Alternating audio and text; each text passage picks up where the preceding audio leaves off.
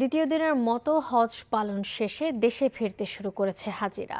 প্রথম দিনে ১৩টি ফ্লাইটে দেশে ফিরছেন ৫,৪৩৪ জন হজযাত্রী। ১ জুলাই শেষ হবে হজের ফিরতি ফ্লাইট। ধর্ম মন্ত্রণালয় সূত্র জানায়, গত শুক্রবার ৩ জেমারাতে কঙ্কর নিক্ষেপের মাধ্যমে শেষ হয় এবারের পবিত্র হজের আনুষ্ঠানিকতা।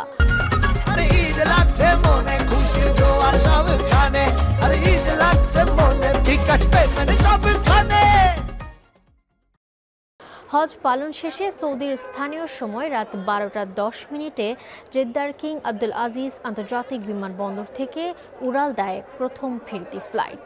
গত ১৭ এপ্রিল রাতে হজরত শাহজালাল আন্তর্জাতিক বিমানবন্দরে ২০২৬ সালের হজ ফ্লাইটের উদ্বোধন করেন প্রধানমন্ত্রী তারেক রহমান। বাংলাদেশ থেকে হজ যাত্রী নিয়ে শেষ ফ্লাইটটি সৌদি আরবে যায় ২১ মে। হজরত শাহজালাল আন্তর্জাতিক বিমানবন্দরে আছেন সিনিয়র করেসপন্ডেন্ট নিয়ামুল আজিজ সাদিক। যুক্ত হচ্ছি তার সাথে। সাদিক, হজের দ্বিতীয় ফ্লাইট আসবে কখন জানাবেন?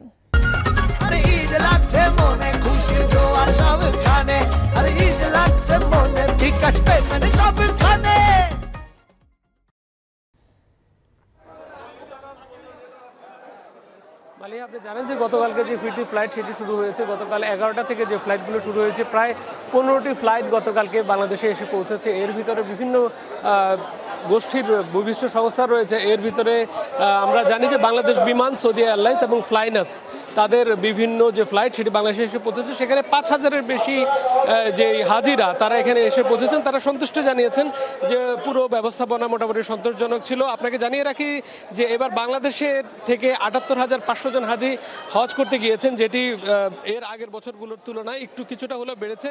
তবে আমরা যদি ৫ বছর আগের চিত্র দেখি, সেটির তুলনায় কিন্তু এটি কমেছে। একই সাথে আপনাকে জানিয়ে রাখতে চাই, বাংলাদেশের এবার ৩১ জন হাজি মৃত্যুবরণ করেছেন। যেই জায়গা থেকে বলা হচ্ছে যে তাদের বার্ধক্যজনিত কারণে এবং তাদের শারীরিক অক্ষমতা কিংবা শ্বাসকষ্ট সহ বিভিন্ন ধরনের রোগ বাসা বাঁধার কারণে সেই জায়গাগুলোতে তাদের এই সমস্যা তৈরি হয়েছিল। আপনি নিশ্চয়ই দেখতে পাচ্ছেন যে অসংখ্য হাজি আজকেও এসে পৌঁছাচ্ছে। আজকে বিশেষ করে প্রায় ৫,০০০-এর উপর হাজি এখানে এসে পৌঁছাবেন বলে আমাদেরকে জানতে পেরেছি। ১৪টি ফ্লাইট আজকে এই বাংলাদেশে এসে পৌঁছানোর কথা, আজকে রাত ১২টা পর্যন্ত। আগামীকালও একইভাবে ৫,০০০ করে আমরা যাত্রী কিন্তু আসতে থাকবে। প্রায় ১০ থেকে ১২ দিন এই ধরনের কার্যক্রম পরিচালিত হবে। হাজিরা দেশে ফেরত আসবে, তবে সবাই সন্তুষ্ট জানিয়েছে। মালিহা।